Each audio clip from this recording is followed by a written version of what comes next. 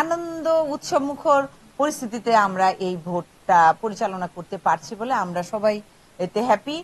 এছাড়া কিন্তু আমাদের যে এই প্রক্রিয়ার মধ্যে এই প্রক্রিয়ার মধ্যে কিন্তু আমাদের সেক্রেটারিয়েট থেকে অনেক সহযোগিতা করছিল।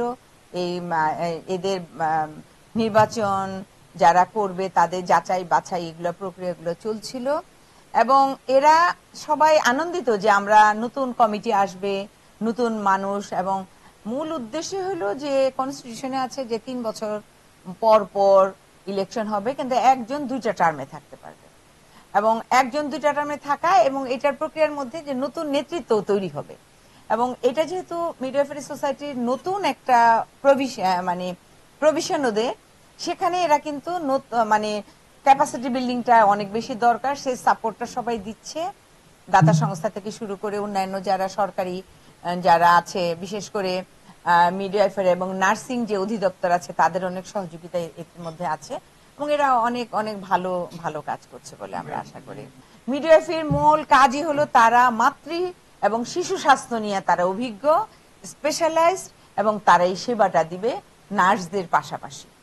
তাদের প্রতি আহ্বান থাকবে যে তারা নিজেরা আরো বেশি দক্ষ হবে, তারা মানে এই এই এই পেশাটাকে অনেক বেশি সম্মান করবে এবং যারা সেবা নিতে আসবে তাদের একটা সম্মানজনক সেবা তারা দিতে পারবে, এটা তাদের প্রতি আমার আহ্বান। এবং তারা নিজেরাই না, এই যে যত মিডওয়াইফ আছে তাদের তারা ক্যাপাসিটি বিল্ডিং করবে, তাদের তারা সহযোগিতা করবে, তারা মূলত নেতৃত্ব দিবে সারা মিডওয়াইফারি সোসাইটিকে। এটা বিরতিহীনভাবে বিকেল 4টা পর্যন্ত চলবে। আমরা নির্বাচন কমিশনের সদস্যবৃন্দ সবাই আমরা এখানে অংশগ্রহণ করছি এবং আমরা 8টার আগে এখানে অংশগ্রহণ করছি এবং আমাদের এখানে অনেক অনেক স্টেক হোল্ডার আছে যারা বিভিন্ন সংগঠনে, সরকারি, বেসরকারি এবং এবং দাতা সংস্থার প্রতিনিধিরা আমাদের এখানে আছেন এবং আমরা এই ভোটটা খুব দ্রুত এরা কাস্ট করছে এবং এখানে প্রায় দেখছেন আপনারা যে প্রায় 57% ভোট অলরেডি এই 10:30 11টা হতে হতে হয়ে গেছে। তা আমরা আশা করছি সবার অনেক আগ্রহ আছে।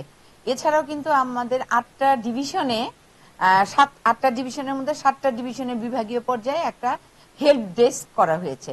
যদি কারো ভোট দিতে সমস্যা হয় তখন তারা ওই সহযোগিতাটা করবে। এরকম প্রক্রিয়ায় করেছি, কিন্তু এবারের নির্বাচনটা আমাদের একটু অন্যরকম হয়েছে।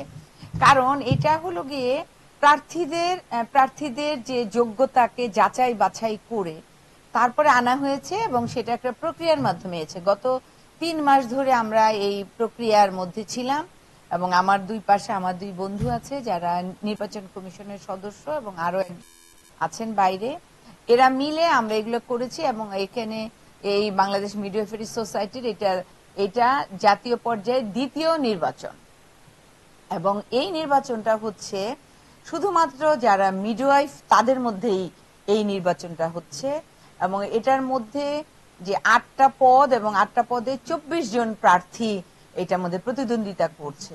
আমরা এর মধ্যে আমাদের যে অবজারভেশন যে প্রতিদ্বন্দ্বিতা যারা করছে তারা খুবই কম্পিটেন্ট এবং তারা নিজেরা অন্যদের মোবিলাইজ করছে, বলছে, যাচ্ছে।